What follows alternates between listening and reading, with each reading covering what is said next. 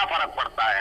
तुम चुपचाप से बात करने टेबल पे आ जाओ और ये बताओ कि कश्मीर कब दोगे? सबूत हमको दो, जैसे तुमने 26/11 का दिया था, हमने कचड़े के डब्बे में डाला था। ये क्या बकवास है यार? ज्यादा सैलरी कमाता है। आप ये बात जानकर हैरान हो जाएंगे दोस्तों कि 2012 से लेकर 2018 के बीच में होम मिनिस्ट्री का डेटा बताता है कि 175 जवान सीआरपीएफ के शहीद हुए इन एक्शन, लेकिन 189 सीआरपीएफ के जवानों ने सुसाइड कर लिया। वो इतनी बेकार कंडीशन से।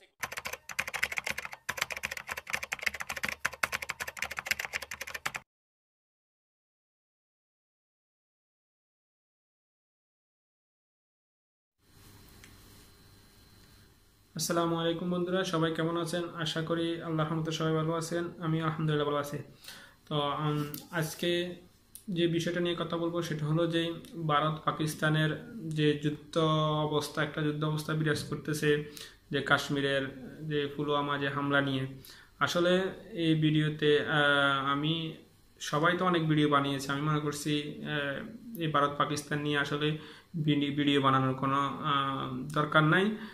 একটা যুদ্ধ হোক, ভারত পাকিস্তান একটা যুদ্ধ হোক, আমরা দেখি, অনেকদিন যুদ্ধ দেখি নেই। আসলে সত্য মিথ্যার অথবা জুলুম যারা করে তাদের একটা বিহিত হওয়া দরকার। আর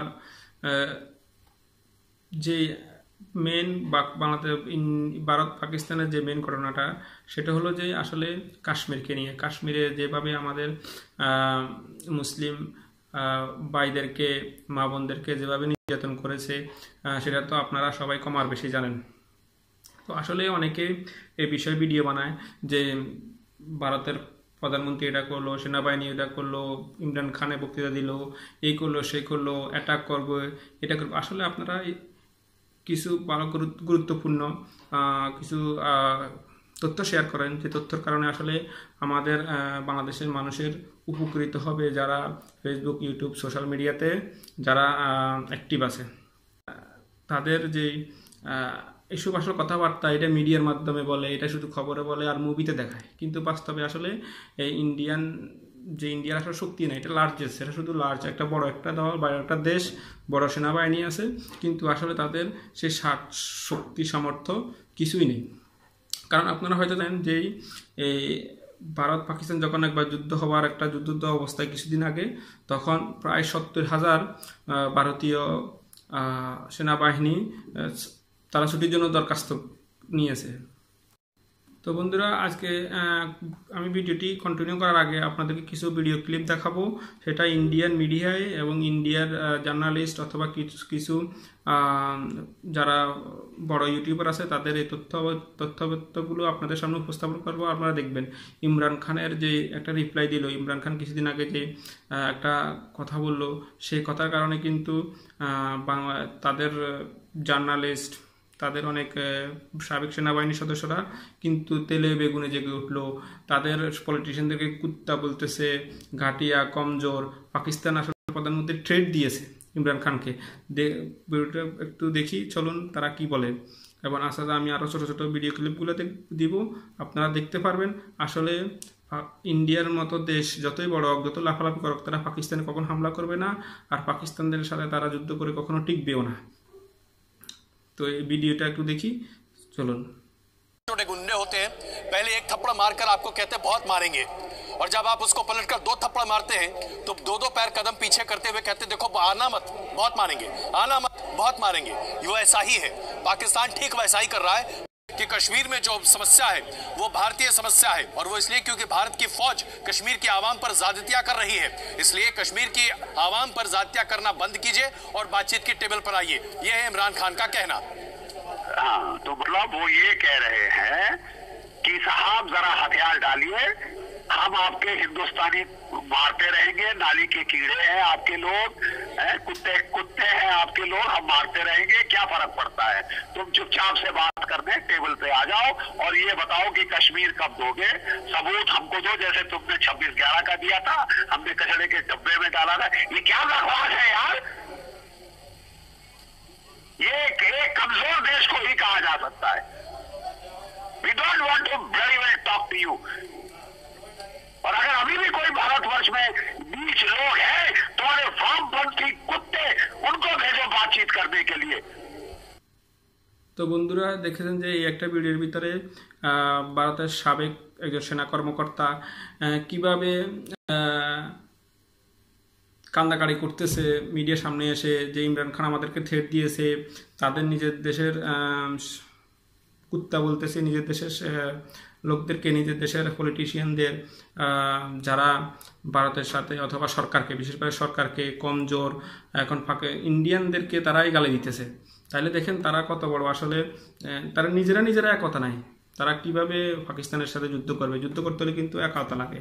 এই পাকিস্তানে কিন্তু এই জিনিসটা নাই। পাকিস্তানের সবাই সংগতবদ্ধ আছে এবং ইমরান খান স্পষ্ট বলেছে যদি পাকিস্তানে কোনো হামলা করে তার প্রতিরোধ। আমরা এখন ইমরান খানের ভিডিওটা দেখিয়ে আসবো। अगर आप ये समझते हैं कि आप पाकिस्तान के ऊपर कुछ किसी किस्म का हमला करेंगे, पाकिस्तान रिटेलिएट करने का सोचेगा नहीं, पाकिस्तान रिटेलिएट करेगा। पाकिस्तान कोई और दूसरा रास्ता नहीं होगा रिटेलिएट करने के बगैर, जवाब देने के बगैर। और उसके बाद बात किधर जाती है? हम सब जानते हैं कि जंग शुरू करना आसान है, शुरू करना तो जंग इंसान के हाथ में। তো বন্ধুরা এখন আরেকটা ভিডিও দেখব যে জওয়ানদেরকে মারা হয়েছে, তাদের কিছু সদস্য মিডিয়াতে কিভাবে বলেছে এবং মিডিয়াতে কি রিপোর্ট করছে এবং কিভাবে এটা নিয়ে গেম খেলা চলতেছে, রাজনীতি করা হইতেছে। আসলে এটার কোনো কি মোদি একটা নির্বাচন সামনে এই জন্য একটা গেম খেলানোর চেষ্টা করতেছে সাধারণ হিন্দুদেরকে। তারা কি করতেছে, তাদের ভিতরে ক্ষোভ সৃষ্টি করতেছে যে আমরা পাকিস্তানের এই করবো সেই করবো। তো তাদের কিছু বক্তব্য আছে, এই বক্তব্যটা শুনে নিই। কেমন? कोई वकील इनका केस नहीं ले रहा, सरकार के दबाव इतना है कि इनका जवानों केस लेने को आज हम भीख मांग के अपने बीभत्सों का गुजारा करने के लिए घूम रहे हैं। कहां से अच्छे दिन है, काहे के अच्छे दिन? हम ये पूछना चाहते हैं। सरकार ने सर्जिकल स्ट्राइक करी और पाकिस्तान पे बहुत सारे दावे कर रहे हैं कि हमने सर्जिकल स्ट्राइक करी।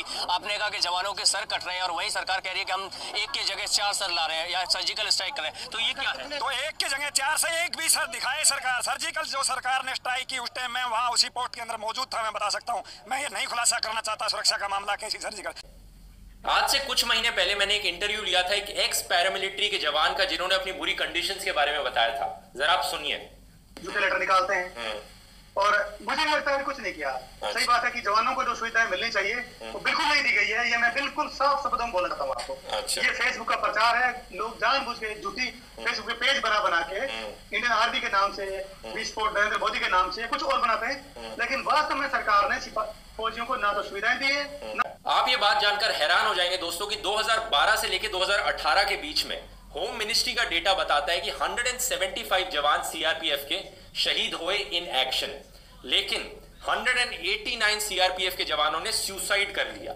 वो इतनी बेकार कंडीशन से गुजरते हैं, डिप्रेशन से गुजरते हैं कि इतने सारे सीआरपीएफ के लोग सुसाइड कर लेते हैं। ज्यादा लोगों ने सुसाइड किया है यहां पर जितने शहीद हुए हैं। आपको याद होगा तेज बहादुर के बारे में, वो बीएसएफ के जवान जिन्होंने एक वायरल वीडियो बनाया था खाने के खराब स्टैंडर्ड्स को दिखलाते हुए।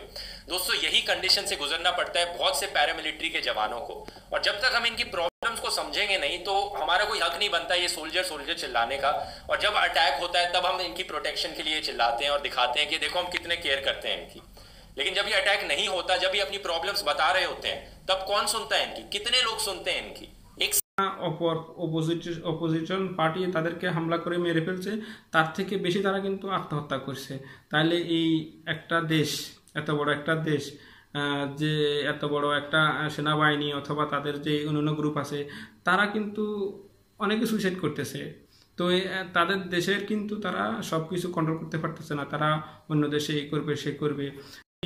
এই ইন্ডিয়া যদি পাকিস্তান হামলা করে তাহলে দেখবেন চায়না তাদের যে বর্ডার সাথে যে রাজ্যগুলো আছে এগুলো দখল করে নেবে। ত্রিপুরা কিছুদিন আগে আমরা দেখেছি, ত্রিপুরা বাংলাদেশের যে অথবা অন্যান্য মিজোরাম, তারা র্যালি করেছে, তারা ওয়েলকাম টু চায়নাকে আহ্বান করেছে, তারা চায়নার সাথে বন্ধু যেতে চায় এবং গুড বাই ইন্ডিয়া বলতেছে। তো বাংলাদেশ ইন্ডিয়া যে গেমগুলো খেলাতেছে তার আশেপাশের কান্ট্রিগুলো নিয়ে সেটার কিন্তু পাকিস্তান বা ইন্ডিয়ার জন্য ভয়াবহ পরিণতি অপেক্ষা করতেছে। আরেকটা তথ্য আপনাদেরকে দিতে চাই যে আসলে ভারত পাকিস্তান ভাগ হওয়ার পর থেকে প্রায় তাদের সাথে ভারত পাকিস্তানের 60টা যুদ্ধ সংগঠিত হয়েছে। 60টা যুদ্ধের ভিতরে আসলে বলাই চলে প্রায় 3টাই পাকিস্তান কিন্তু সরাসরি কেউ যদিও জয় পরাজয় নির্ধারণ করে নাই, কিন্তু পাকিস্তান 3টার ভিতরে এগিয়েছিল। আর যেহেতু একটার কথা বলা হয়, সেটা তারা যে পাকিস্তানের সাথে পরাজিত করছে সেটা বাংলাদেশকে ভাগ করার পরে মুক্তিযুদ্ধের সময় তারা কিন্তু আপনারা দেখবেন এই ইন্ডিয়ান আমাদের কেমন বন্ধু, কত বড় গাদ্দার এই মালুর বাচ্চারা। এরা বলে যে কি বাংলাদেশ স্বাধীন হয়েছে ভারত পাকিস্তানের যুদ্ধের মাধ্যমে, যে ভারত পাকিস্তানকে পরাজিত করছে, এখানে ভারত জিতছে। কিন্তু আমাদের যে মুক্তি বাহিনী, আমাদের যে মুক্তিযুদ্ধকে তারা অস্বীকার করে সবসময়। স্বাধীনতা দিবস অথবা 16 ডিসেম্বর আসলে কিন্তু ইন্ডিয়ার বিভিন্ন মিডিয়া তারা বলে যে তারা পাকিস্তানকে পরাজিত করেছে। আসলে বাংলাদেশের মুক্তিযুদ্ধকে তারা স্বীকৃতি দেয় না। তারা আমাদের আসলে বন্ধু, কেমন বন্ধু? কিছুদিন আগে একজন মন্ত্রী বলছে না যে বাংলাদেশ আর ইন্ডিয়ার মধ্যে সম্পর্ক হলো স্বামী স্ত্রীর সম্পর্ক। তো এটা আওয়ামী লীগ আর বিজেপি সরকারের সাথে হইতে পারে, কিন্তু বাংলাদেশের মানুষের সাথে এসব সম্পর্ক নেই। কারণ যারা যে তিস্তা চুক্তি সম্পূর্ণ করে না, বাংলাদেশকে পানি দিতে চায় না, যারা আমাদের ভাই বোনদেরকে সীমান্তে সবসময় হত্যা করে, তাদের সাথে আমাদের বন্ধুত্ব হতে পারে না। শুধু আওয়ামী লীগের সাথে হতে পারে স্বামী স্ত্রীর মতো, আমাদের বইতে হইতে পারে না। তো আর বন্ধুরা, যে কাশ্মীরকে নিয়ে ভারত পাকিস্তানের এত যুদ্ধ চলতেছে, এত কিছু সমস্যা হইতেছে যে কাশ্মীরকে নিয়ে, সেই কাশ্মীর পুরাপুরি কিন্তু ইন্ডিয়ার দখলে ছিল অথবা ইন্ডিয়ার সাথে তারা ছিল।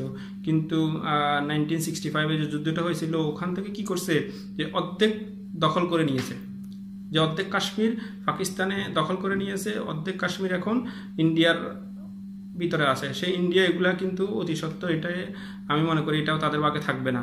কারণ ওই সময় পুরা কাশ্মীরটা দখল করে নিয়ে যেত, তখন কিন্তু যে পাকিস্তানের প্রেসিডেন্ট অথবা প্রধানমন্ত্রী যে ছিল, আমেরিকা ওদেরকে হুমকি দিয়েছে, তোমরা যা করছো তা এখান থেকে সাফ করো।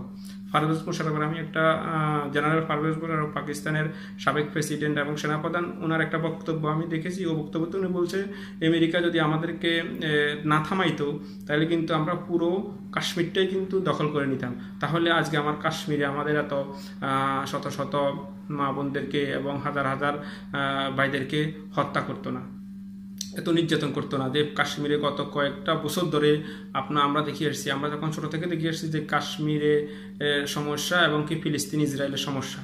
তো ওই সময় পুরা কাশ্মীরটা দখল করাই আমার মনে হয় উচিত ছিল, নাহলে কিন্তু আজকে এত সমস্যা। তো এখন ভারতীয় হিন্দুরা অনেক নেতাও, যাদের ভিতরে মনুষ্যত্ব আছে, তারাও স্বীকার করে যে গত স্বাধীনতার পর থেকেই এই কাশ্মীরে প্রায় 1,10,000 থেকে 1,20,000 মানুষকে হত্যা করেছে এই ভারতীয় গোমূত্র খাওয়া বাহিনী, এবং কি প্রায় 10,000 নারীকে ধর্ষণ করেছে। বিশ্লেষণ করবেন আসলে আমাদের কি করা উচিত, আমাদেরকে আসলে কার সাথে সাপোর্ট দেওয়া উচিত। তো আপনারা সবাই ভালো থাকবেন, আজকে এই পর্যন্তই। সবাই যদি আমার এই ভিডিওটি ভালো লাগে অবশ্যই লাইক, কমেন্ট এবং শেয়ার করবেন, আর অবশ্যই সাবস্ক্রাইব করবেন। পরবর্তীতে আবার দেখা হবে। সবাই ভালো থাকবেন, আল্লাহ হাফেজ, আসসালামু আলাইকুম।